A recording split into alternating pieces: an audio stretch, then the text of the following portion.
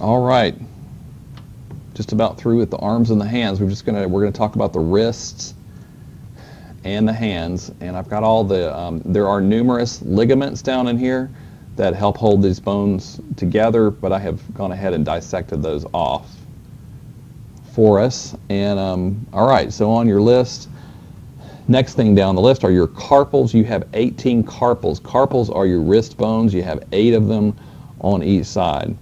And yes, they do each have a name. No, you do not have to know how to name each one. But for example, let's see, there's one, and that was called the scaphoid, which is over on the lateral side. There's the distal end of the radius. There's the distal end of the ulna that we were taking a look at earlier. That one's the scaphoid. This one's the lunate, trapezium, because it kind of looks like a trapezoid. And there's one that looks even more like a trapezoid because it's called actually called the trapezoid. Capitate, hamate, and then the little bitty one there is called the pisiform. But you don't have to know the individual names. Just know those as the carpals, and that you have 8 of them on each side. And there's the view of the carpals from the posterior side. Okay, this is an anterior view of the hand and the wrist. All right, so we're going to deselect those. Now, how about your palm bones? All right, so 1, 2, 3, 4, and 5. Those are your palm bones. Those are not fingers. Those are actually the bones in the palm, even though they kind of look like fingers. And those are called your metacarpals. They're on your list. So you have 10 of those. Obviously, you got 5 on the left and 5 on the right. They are really easy to name because all you have to know is those are the metacarpals. And then this one that is connected to the thumb is number 1. The one connected to your index finger is number 2. Middle finger, number 3. The one connected to your ring finger, number 4. Pinky, number 5. Okay, and then since we're on the right side of the body, how would you name the metacarpals? You would say, all right, let me deselect them. All right, if we were looking at that one, this is a right 1, 2, 3, third metacarpal. It's the right third metacarpal. This one is your right 5th metacarpal. The one connected to the thumb is the right 1st metacarpal. So that's pretty straightforward. Now your finger bones are all of these guys that I'm lining up. These are the bones of the fingers themselves, and those are called phalanges. Phalanx is singular, and they are also numbered. So the phalanges of your thumb are number 1, the phalanges of the index finger number 2, middle finger number 3, ring finger number 4, pinky number 5. And then you're going to use left and right to name them. And then if you look carefully here on the thumb, over here on the lateral side, you're in anatomical position.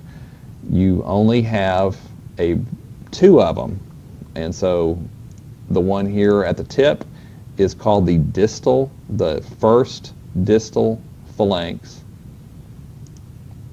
And then the second one is called the first proximal phalanx because it is proximal, closer to the trunk than the other one.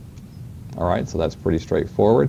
All of your fingers, though, aside from the thumb, the other ones have a distal phalanx, a middle phalanx, and a proximal phalanx. And then they're all numbered. Okay, so it's pretty straightforward. So if on a lab test that bone was highlighted or had an arrow pointed to it, and this is the right hand, so it would be right. It's the middle finger, so that's 3rd, and it's the middle finger bone, so it's the middle phalanx. So the right 3rd middle phalanx. All right, if this one was highlighted, we're on the right hand side, so that's right. It's a 5th finger, it's the pinky, so it's the right 5th distal phalanx. Okay, this one would be the right 2nd proximal phalanx.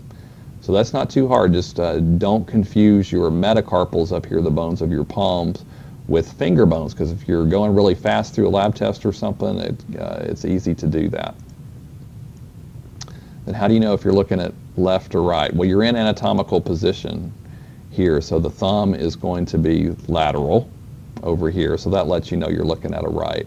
And also you can tell by the curve of the hand. If I can kind of rotate this guy around a little bit. Even here on visible body, the curve of the hand, you can kind of see that way. The fingers are curling inward a little bit. And so that also is a clue that you're looking at a right hand versus a left hand. So that's not too hard. That's actually it for the bones of the hand. Just have to practice with those to make sure you know how to name them correctly. And now we're ready to move on to the bones of the pelvic girdle, which are your two pelvic bones. We'll have a video clip on those, and then we'll do our leg bones. And then finally we'll take a look at the bones of the ankles and the feet, and then we'll finally be finished with the whole skeletal system.